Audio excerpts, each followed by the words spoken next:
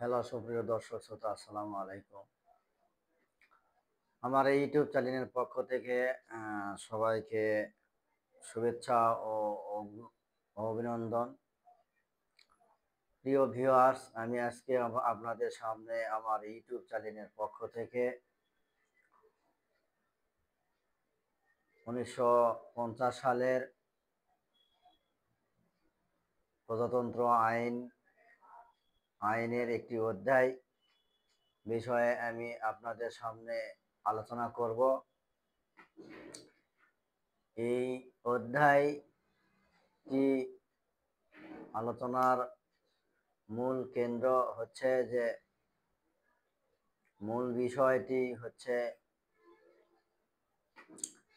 একজন রাজস্ব অফিসার সরকারি খাস জমিতে যথাযথ ও ন্যায়সঙ্গতভাবে খাজনা নির্ধারণ করতে পারবেন কি না, বা আপনি সরকারি সম্পদ 100 বছর বৈধভাবে লিজ নিয়েছেন, অথবা সরকারি সম্পদটুকু দখল করেছেন। এই সম্পত্তিটিতে বাংলা সন অনুযায়ী প্রত্যেক বছর খাজনা সরকার নির্ধারণ করে থাকেন। বাংলাদেশে ভূমি মন্ত্রণালয়ের আওতায়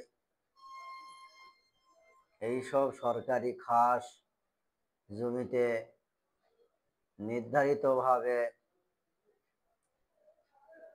খাজনা আদায় করতে পারবেন।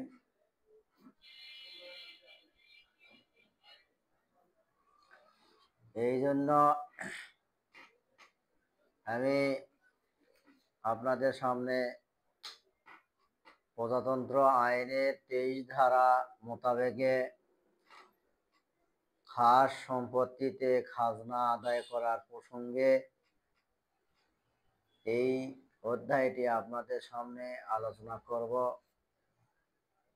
এই অধ্যায়ের খতিয়ান প্রণয়ন ও পরিমার্জনের ক্ষেত্রে একজন রাজস্ব অফিসার দ্বিতীয় অধ্যায় মোতাবেক যে মালিক বা মধ্যস্বত্ব অধিকারী স্বার্থ অধিগ্রহণ করা হয়েছে, সে যে একজন মালিক অথবা মধ্যস্বত্বী অধিকারী খাস দখলি ওই এলাকার শর্তলিপি প্রত্যেক খণ্ড জমির খাজনা নির্ধারণ করবে। এর বিষয় হচ্ছে যে একজন সহকারী ভূমি কমিশনার ভূমি অফিসার এলাকা ভিত্তিক ভূমির মূল্য অনুযায়ী খাজনা নির্ধারণ করতে পারবেন। এবং এই অধ্যায়ের আরো ধারা রয়েছে। এই ধারাতে বলা রয়েছে যে যদি ওইরূপ ভূমি কৃষি ভূমিতে হয়, তবে একই গ্রাম অথবা পার্শ্ববর্তী গ্রামে অবস্থিত অনুরূপ বর্ণনা ও সুবিধা সংবলিত ভূমির জন্য দখলকার রায়তিক বা দখলকার মালিক কর্তৃক সাধারণভাবে প্রদত্ত খাজনা হার বিবেচনা করিয়া একজন রাজস্ব অফিসার অথবা ভূমি অফিসার যথাযথভাবে ন্যায়সঙ্গত খাজনা আদায়ের জন্য হার নির্ধারণ করতে পারবে।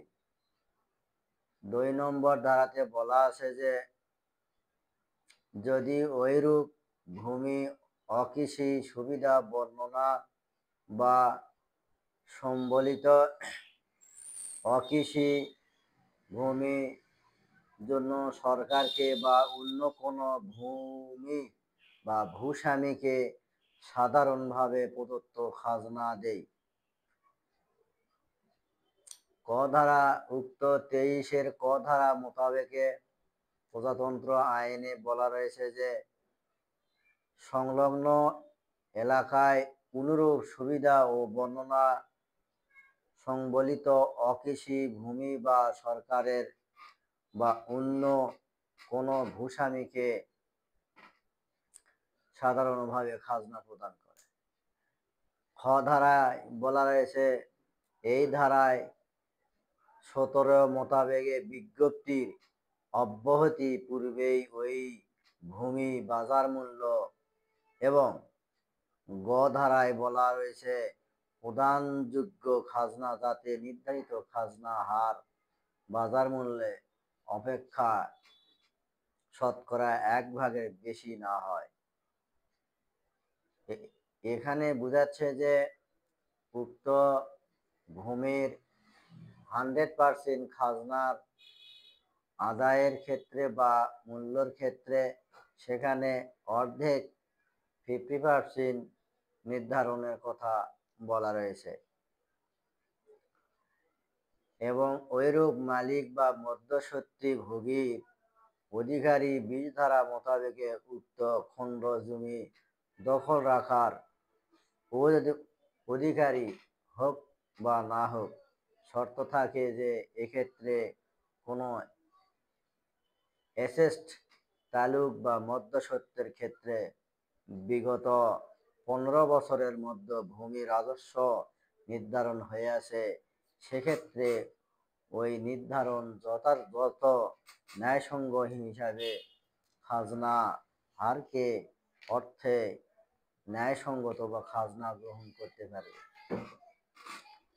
এখানে বলা হচ্ছে যে এই কয়েকটি ধারার সারাংশ হচ্ছে যে আপনার সরকারি সম্পদ 100 বছরের জন্য আপনি লিজ নিয়েছেন,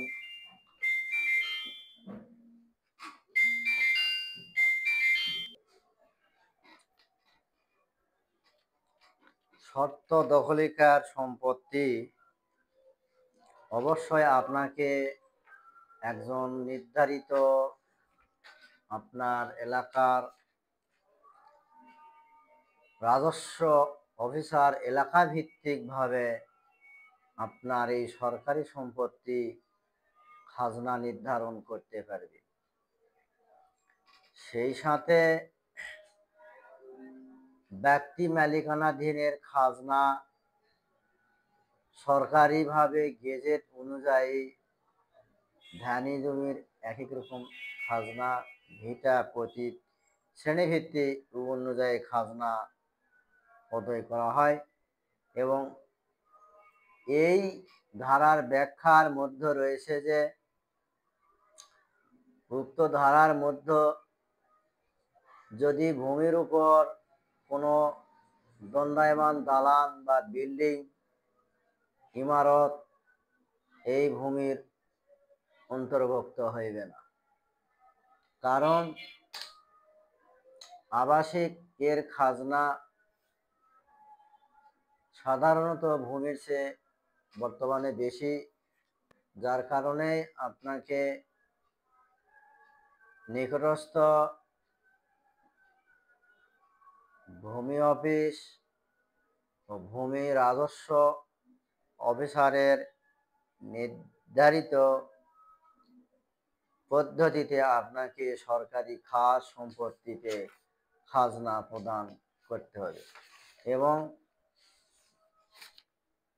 সেই সাথে আপনাকে আরেকটু বুঝতে হবে যে সরকারি সম্পত্তি আপনি লিজ নিয়েছেন, এর প্রধান শর্ত হচ্ছে যে প্রত্যেক বছর আপনাকে সরকারের নির্ধারিত খাজনা পরিশোধ না করলে উক্ত সম্পত্তি আপনার লিজ চুক্তি বাতিল হইবে এবং সরকারি সম্পত্তি যে কোনো সময় সরকার ইহা দখল করতে পারবেন এবং আপনার চুক্তিটি বাতিল হয়ে যাবে এবং আপনি যে দলিল করে নিয়েছেন খাজনা না দেওয়ার কারণে এবং শর্তগুলো ভঙ্গ করার কারণে অবশ্যই আপনাকে এই সম্পত্তি থেকে আপনি বঞ্চিত হইবেন। বাংলাদেশের বিভিন্ন এলাকায় সরকারি সম্পদ লিজ নিয়েছেন। তাদের উদ্দেশ্যে বলতে চাই যে যারা এই সম্পত্তি 100 বছরের জন্য লিজ নিয়েছেন, তিনারা অবহেলা না করে উপজেলা রাজস্ব অফিসারের বরাবরে এবং তহসিল অফিসের নিকটস্থ আপনার ইউনিয়ন ভূমি অফিসের সাথে যোগাযোগ করে সবসময় আপনি অনলাইনে খাজনা প্রদান করবেন। এই অনলাইনে খাজনা প্রদানের বিষয়টি একটু রয়েছে, সেটি হচ্ছে যে 2 বছর বা 3 বছর অগ্রিম খাজনা প্রদান করা যায়। ব্যক্তি মালিকানাধীন বা সরকারি সম্পদ 3 বছর খাজনা বকেয়া থাকলে যে কোনো মুহূর্তে আপনার সম্পত্তি নিলাম করতে পারে, বাজেয়াপ্ত করতে পারে এবং সরকারি সম্পদ সরকার তার আপন আইনের গতিতে আপনার কাছ থেকে কেড়ে নিয়ে যেতে পারে। আমি শুধুমাত্র প্রজাতন্ত্র আইনের সরকারি খাস সম্পত্তিতে খাজনা কিভাবে সরকার নির্ধারণ করবেন এ বিষয়ে সামান্য একটু আলোচনা করলাম। এ বিষয়ে আমার আরো ভিডিও আসতেছে, আগামীতে আমি এ বিষয়ে ভিডিও করব। আপনারা অবশ্যই আমার ভিডিওটি দেখবেন এবং যেনারা সরকারি সম্পদ দখল করে আছেন তাদের উদ্দেশ্যে আমার এই ভিডিও। আগামীকাল আরো বিস্তারিত অন্য ভিডিওতে এই বিষয়ে আলোচনা করব। যেহেতু আমার সঙ্গে থাকুন, আমার ইউটিউব চ্যানেল সাবস্ক্রাইব করবেন, শেয়ার করবেন, কমেন্ট করবেন, এটাই আমার সার্থকতা। আপনারা উপকৃত হন। সবার সুস্থ দীর্ঘ আয়ু কামনা করে আপনাদের সামনে বিদায় নিচ্ছি। আল্লাহ হাফেজ।